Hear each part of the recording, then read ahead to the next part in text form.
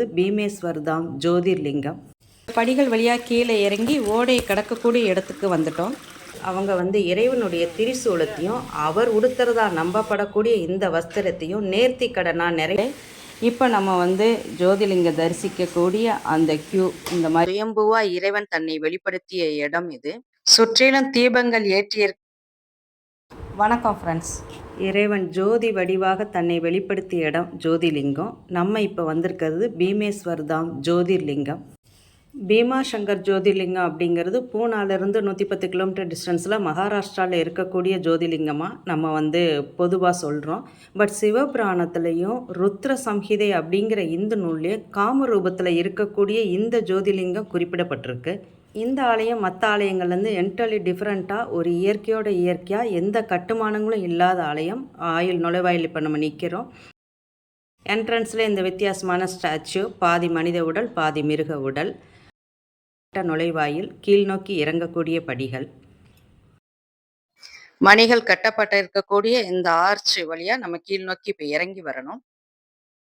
இந்த நுழைவாயிலே கொஞ்சம் டிஃப்ரெண்ட்டாக இருக்கும். ஆனால் இந்த ஆர்ச் வடிவுக்கு நடுவில் ஆந்தையினுடைய உருவம் பொறிக்கப்பட்டிருக்கும். அஸ்ஸாமின் கவுஹாத்தியில் உள்ள டாகினி மலையில் இந்த ஆலயம் இருக்குது. இதை தைனி பகார் அப்படின்னு சொல்லுவாங்க. சிவபுராணத்தின்படி ராவணனுடைய தம்பி கும்பகர்ணன், அவர் பாதாள லோகத்து இளவரசியான கற்கதியை மணக்கிறாரு. ராமரை எதிர்த்து போரிட்ட கும்பகர்ணன் மரணிக்கிறாரு. கும்பகர்ணனுடைய மரணத்திற்கு பிறகு கற்கதிக்கு பீமாசுரன் அப்படிங்கிற ஒரு மகன் பிறக்கிறாரு. அப்போ காமரூபம், இந்த பகுதிக்கு காமரூபம்னு பேர். இந்த பகுதியை ஆண்ட பிரியதர்மனையும் அவர் மனைவியும் இந்த இடத்துல சிறை வைக்கிறாரு பீமாசுரர். சிவ வழிபாட்டில் மும்முரமாக இருந்த மன்னரை தாக்க பீமாசுரன் இந்த இடம் வர்றாரு. மன்னர் மேல் விழக்கூடிய பீமாசுரன் வாள் தவறுதலாக சிவலிங்கத்தின் மீது விழுந்தது. உடனே சிவன் இந்த இடத்துல ஜோதி வடிவாக தோன்றி பீமாசுரனை அழித்ததாக சிவபுராணத்தில் கூறப்பட்டிருக்கு.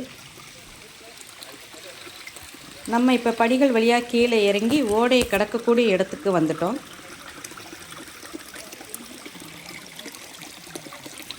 நீரோடை இப்போ நம்ம கடக்கிறதுக்காக போய்கிட்டுருக்குறோம். இப்போ வழுகாமல் இருக்கிறதுக்காக மணல் மூட்டைகள் போடப்பட்டிருக்கு. ரொம்ப ஒன்றும் தண்ணி இல்லை, ஓரளவு நம்ம கடக்கிற அளவு தான் தண்ணி இருக்குது. வருடம் முழுக்கவுமே மக்கள் இங்கே சுவாமி தரிசனத்துக்கு வரலாம். ரொம்ப விசேஷமாக தண்ணி கூடாது அப்படின்னு சொல்லப்படுது.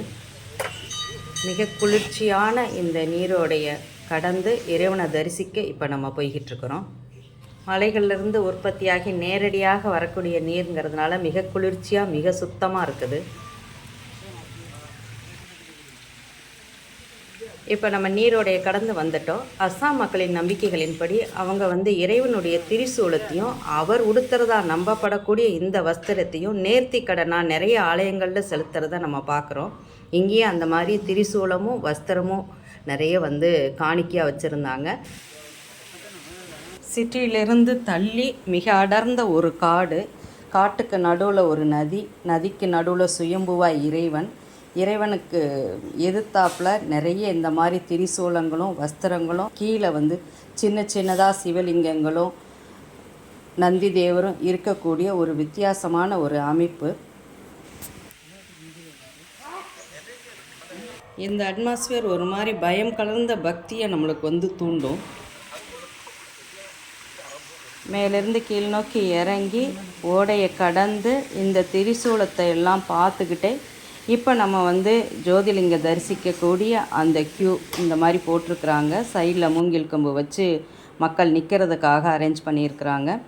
இந்த வழியாக நம்ம இப்போ போய்கிட்டுருக்குறோம். அந்த நீரோடைக்கு மேலே இரும்புனால் ஒரு பாலம் மாதிரி அமைச்சு சைடில் மூங்கில் வச்சு அதில் பக்தர்கள் க்யூவில் நிற்கிறாங்க.